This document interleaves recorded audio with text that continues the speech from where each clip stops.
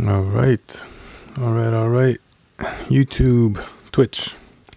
Hello. Happy Saturday. Happy weekend. I hope everyone is doing well out there. I hope you've had a great week. And let's see here. Today is a full moon. Last full moon of 2021. All of 2021, I have been releasing a piece of music every full moon. And today is no different, hopefully. It's not out yet, because I am putting the finishing touches on it, but it will be out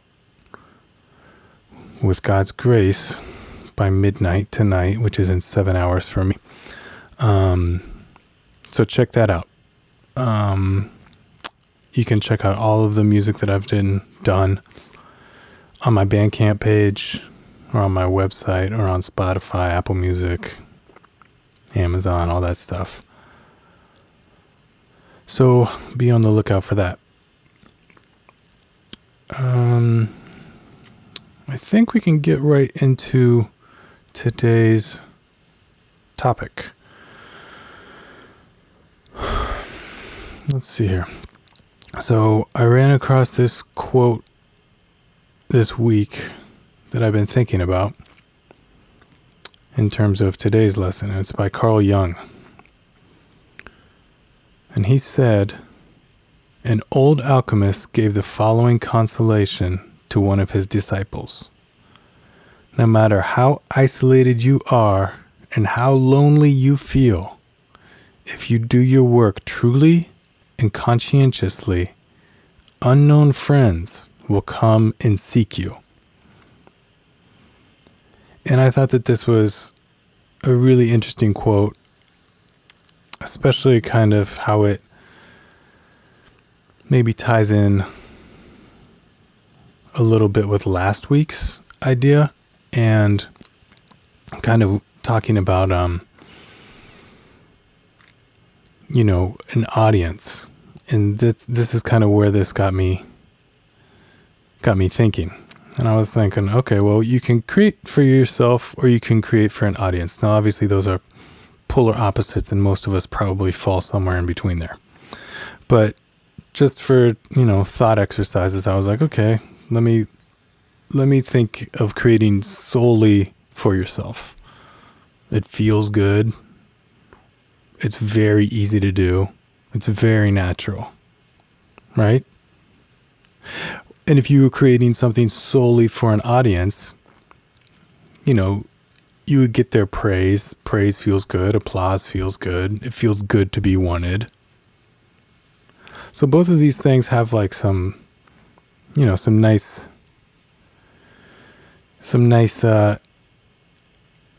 little reasons to do them.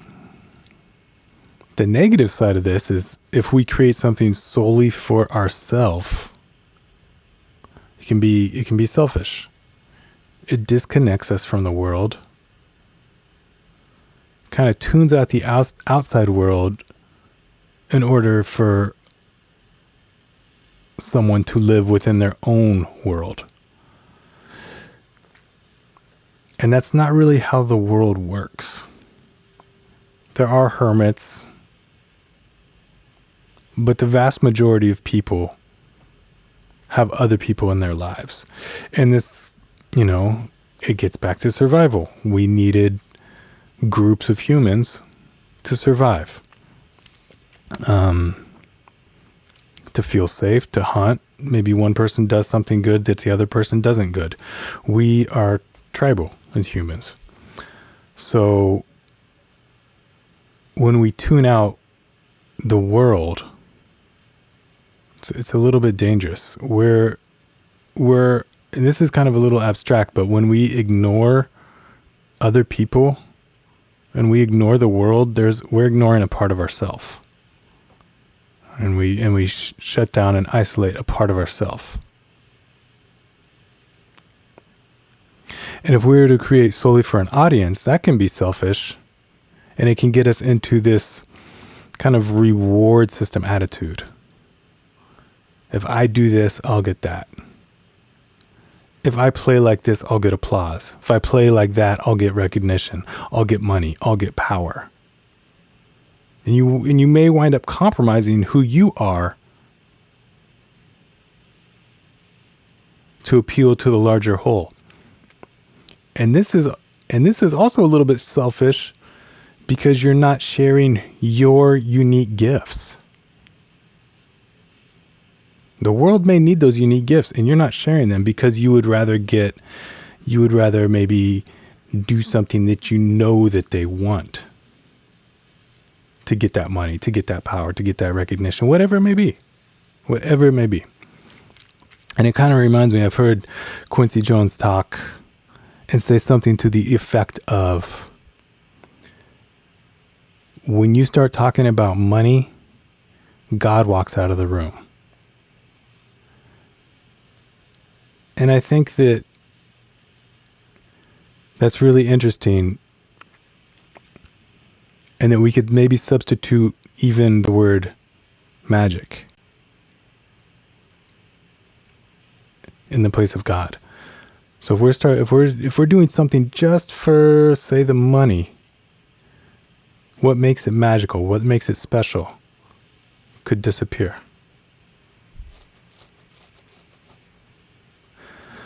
So, how do we create unselfishly? How do we create unselfishly for ourselves? We have to recognize that we are just as important as anybody else. Everybody on this earth is one human being. We are one human being. That other person is one human being. That other person is one human being. They're just a human. We are all equal. We're all the same. That's very, very important that you treat yourself with the same attention, the same respect that you would give someone else. We're all human. To create unselfishly for an audience, you need to recognize that something in you, that there is something in you that maybe the audience is missing. And that you may be the only one who can bring this missing piece to light. So that's how you can create for an audience unselfishly. Recognize that there may be something missing that only you can contribute, and then contribute it.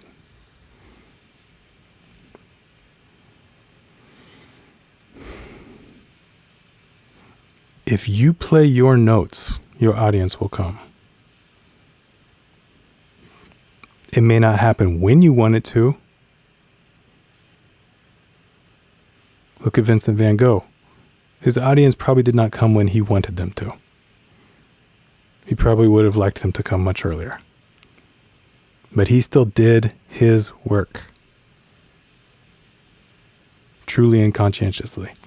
And now he's one of the most celebrated painters. And I was thinking, well, was he selfish? I don't know. I think the fact that he chose to work with Paul Gauguin, I think that shows the fact that he was willing to share. And maybe he was not as selfish as it would maybe first seem. Maybe he wasn't selfish out of choice, but out of circumstance. Also, if you play your notes, if you paint your paintings, if you sing your song, your audience will come.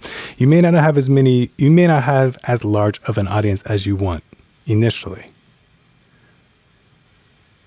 But that doesn't matter because they'll be loyal because your honesty compelled them to be a fan of yours.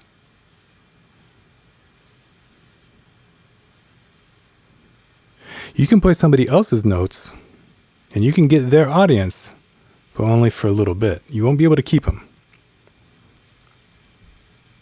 You can't constantly out Beyonce. Eventually she's going to be Beyonce you. And her audience is going to go back to her. I hope that makes sense. That's kind of hard to explain. But I hope that makes sense. So to get this audience after we're playing our notes, painting our paintings, singing our songs, whatever it may be. A key element is to be proactive. We've got to be proactive. That means going out, trying to find other people in your community or that are a community that maybe you want to be a part of, like-minded individuals. And when you go out and start to connect with other like-minded individuals, these people, these supporters, they will help you. They will help you find other like-minded people. And a group of like-minded people is that's basically what your audience is. It's a group of people who support you, who think in a similar way as you maybe, and who want to support each other. And that's another key, is it feels good to be supported, to have an audience, and you need to share that feeling and support others. Not in a reward system way, not in a I go to your show, you'll come to my show way, not that way. But out of a genuine wish to strengthen what you already believe in. There are other people doing what you believe in. When you support them, you become enmeshed and you become greater than the sum of your parts. The whole is greater than the sum of its parts.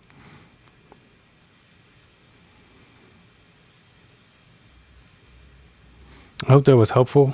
I hope you liked it. Got any questions, comments? Leave me a message.